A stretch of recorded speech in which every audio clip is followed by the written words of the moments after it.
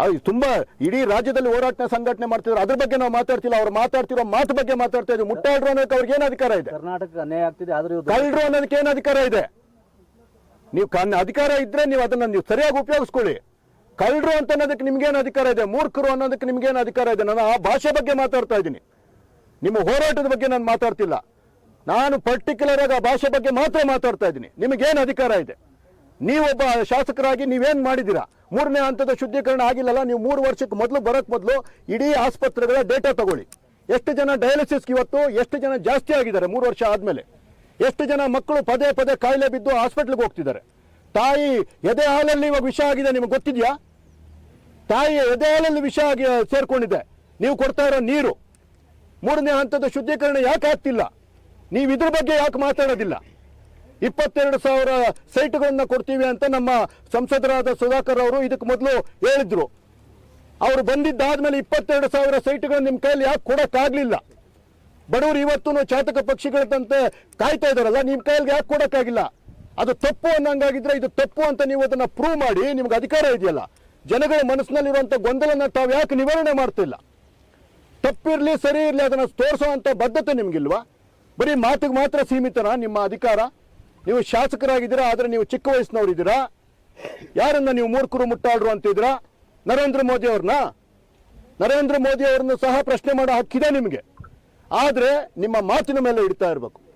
ಮೂರ್ಖ ಮುಟ್ಟಾಳ ಅಂದರೆ ರೋಡಲ್ಲಿ ಹೋಗೋ ಇನ್ನೊಬ್ಬ ಯುವಕ ನಿಮ್ಮನ್ನೇನೋ ಒಂದು ಬೇರೆ ಅಂತಾನೆ, ಆಗ್ಲೂ ನಾವು ವಿರೋಧ ಮಾಡ್ತೀವಿ ನಮ್ಮ ಶಾಸಕ ಅಂತ. ನೀವು ಒಬ್ಬರಿಗೆ ಶಾಸಕ ಅಲ್ಲ, 80,000 ಜನ ನಿಮ್ಗೇನು ಓಟ್ ಹಾಕಿದ್ರು ಅವ್ರಿಗೆ ಮಾತ್ರ ಶಾಸಕರಲ್ಲ. ನೀವು ನಮ್ಗೆಲ್ಲರಿಗೂ ಶಾಸಕರು, 2.5 ಲಕ್ಷ ಜನದ ಹೆಮ್ಮೆಯ ಶಾಸಕರು ನೀವು. 5 ವರ್ಷ ನೀವು ಒಪ್ಪದಿರೋ ಹೋಗ್ಲಿ, ನೀವೇ ನಮ್ಮ ಶಾಸಕರು. ನಿಮಗೆ ನಾವು ಎಲ್ಲ ಗೌರವವನ್ನು ಕೊಡ್ತೀವಿ. ಆದರೆ ಆ ಗೌರವ ಉಳಿಸ್ಕೋಣ ಅಂತ ಕೆಲಸ ತಾವು ಮಾಡ್ತಿದ್ದೀರಾ ಅನ್ನೋದನ್ನ ತಾವು ಗಮನಿಸಬೇಕಾಗ್ತದೆ. ಅದು ಎಷ್ಟು ನಿಮಗೆ ಧೈರ್ಯ ಇದ್ದರೆ, ಎಷ್ಟು ಹುಮ್ಮತನ ಇದ್ದರೆ ನಮ್ಮ ಒಂದು ಪಕ್ಷವನ್ನ, ನಿಮ್ಗೆ ಯಾರಾದರೂ ಒಬ್ಬರು ಪರ್ಟಿಕ್ಯುಲರ್ ಆಗಿ ಮಾತಾಡ್ಬೇಕಾ ಅವ್ರ ಬಗ್ಗೆ ಮಾತಾಡಿ. ಅವ್ರ ಬಗ್ಗೆ ಮಾತಾಡ್ಬೇಕಾದ್ರೂ ಒಂದು ಡೇಟಾ ಇಟ್ಕೊಳ್ಳಿ, ಅದನ್ನು ಮಾತ್ರ ಮಾತಾಡಿ. ನೀವು ಇಡೀ ಸಮಾಜನ ಸರಿ ಮಾಡೋಕ್ಕಾಗೋದಿಲ್ಲ. ಸಂವಿಧಾನದತ್ತವಾದಂಥ ಏನು ನಿಮ್ಮ ಲಿಮಿಟ್ಸ್ ಇದೆ, ಆ ಲಿಮಿಟ್ಸ್ ಒಳಗಡೆ ತಾವು ಕೆಲಸ ಮಾಡಬೇಕು. ಅದರೊಳಗಡೆ ನೀವು ಇಡೀ ಸಮುದಾಯವನ್ನು ಜೊತೆ ಕರ್ಕೊಂಡು ಹೋಗುವಂಥ ಕೆಲಸ ಮಾಡಬೇಕು. BJP ಅವ್ರಿಗೂ ನೀವೇ ಶಾಸಕರು ಪ್ರದೀಪ್ ಈಶ್ವರ್ ಅವರೇ, ದಯವಿಟ್ಟು ಈ ರೀತಿಯ ಅನಾವಶ್ಯಕವಾದ ಪದಗಳನ್ನು ಉಪಯೋಗಿಸಬಾರ್ದು. ನಾವು ಇವತ್ತು ಹೇಳ್ತಾ ಇದ್ದೀವಿ, ನೀವು ಇಷ್ಟು ದಿವಸ ಏನು ಇದಕ್ಕೆ ಮೊದಲೆಲ್ಲ ದೊಡ್ಡ ಮಾತು ಹೇಳ್ತಾ ಇದ್ರಿ, 3ನೇ ಹಂತದ ಶುದ್ಧೀಕರಣ ಆಗಬೇಕಾಗಿತ್ತು ಅಂತ.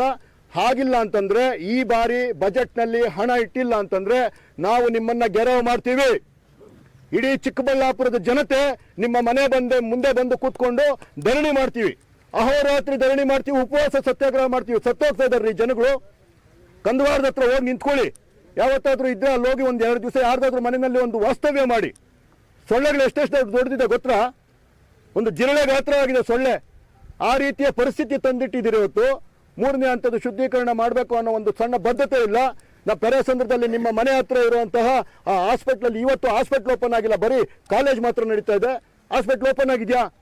ಎಷ್ಟು ಜನ ಪಾಪ ಆಕ್ಸಿಡೆಂಟ್ ಆಗಿರೋರು, ಹೃದಯಾಘಾತ ಆಗಿರೋರು ಬೆಂಗಳೂರಿಗೆ ಹೋಗೋಷ್ಟಕ್ಕೆ ಮಾರ್ಗ ಮಧ್ಯದಲ್ಲಿ ಸತ್ತೋಗ್ತಾ ಇದ್ದಾರೆ. ಇದಕ್ಕೆಲ್ಲ ಯಾರು ನೇರ ಹೊಣೆ? ನೀವೇ, ಸರ್ಕಾರದವರೇ ಇದಕ್ಕೆಲ್ಲ ನೇರ ಹೊಣೆ. ಇದನ್ನೆಲ್ಲ ನೀವು ಅಡ್ರೆಸ್ ಮಾಡ್ರಿ.